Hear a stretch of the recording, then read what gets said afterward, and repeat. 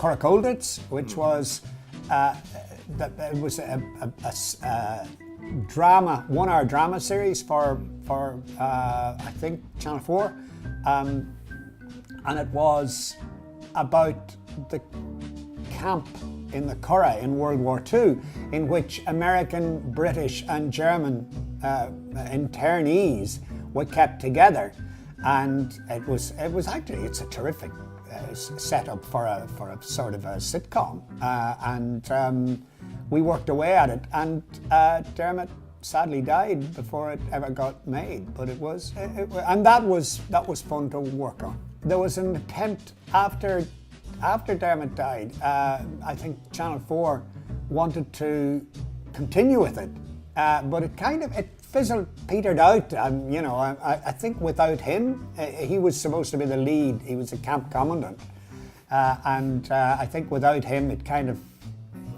slightly, people a bit lost heart, you know.